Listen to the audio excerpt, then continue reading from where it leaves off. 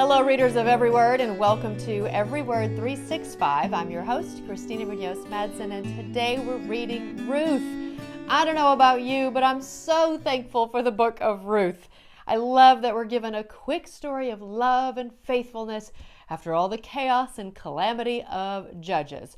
Also, if you have fallen behind on your reading, Ruth is a great place to pick back up. Just paperclip whatever pages you missed. You can go back to them later. And of course, I'm including a link from Got Questions, and this portion is from the practical application from that link. The sovereignty of our great God is clearly seen in the story of Ruth. He guided her every step of the way to become his child and fulfill his plan for her to become an ancestor of Jesus Christ. In the same way, we have assurance that God has a plan for each of us. Just as Naomi and Ruth trusted him to provide for them, so should we. We see in Ruth an example of the virtuous woman of Proverbs 31. We'll be reading that in June. In addition to being devoted to her family and faithfully dependent upon God, we see in Ruth a woman of godly speech. Her words are loving, kind, and respectful both to Naomi and to Boaz. The virtuous woman of Proverbs 31, quote unquote, opens her mouth with wisdom, and on her tongue is the law of kindness. We could search far and wide to find a woman today as worthy of being our role model as Ruth. Feel free to jump ahead and read Proverbs 31. Ladies, talk about a true challenge. I once did an entire 8-week study on that one chapter. Lots of good words of wisdom to live by in there. And I love that Ruth could have felt sorry for herself and stayed in a land that was familiar. I think and feel like that might have been easier.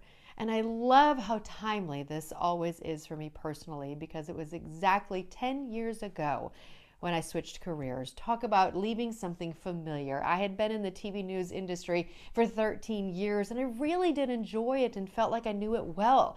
Higher education was an unknown entity, and that made it frightening. But in the process that led up to taking a leap of faith, I consistently prayed for clarity. That was my key word during that time. And I asked God to make it clear, without a doubt, that I was supposed to leave. And even though it wasn't easy, I had an odd peace about it, and I believe it was because of those prayers. And my family and I have been very blessed by that decision because it led me to starting my own business, which gives me complete freedom to be the mom and wife who I feel called to be and allows me to do this ministry. So I'm so thankful for that path, which I know God had in mind the entire time. Back to Ruth. Because she chose to trust God and show incredible love to her mother-in-law, God rewarded her by making her a part of Jesus Christ's lineage. Many of us can't even handle holidays with our mother-in-laws, let alone moving away with them. I'm just kidding, but feel free to say amen if the shoe fits. A great challenge for all of us to truly show love to our extended family members. Again, not because it might feel good or be easy or even be fun, but because it is the right thing to do. So there is a lot in this short book. It is only 4 chapters, but I'm including several links from Got Questions.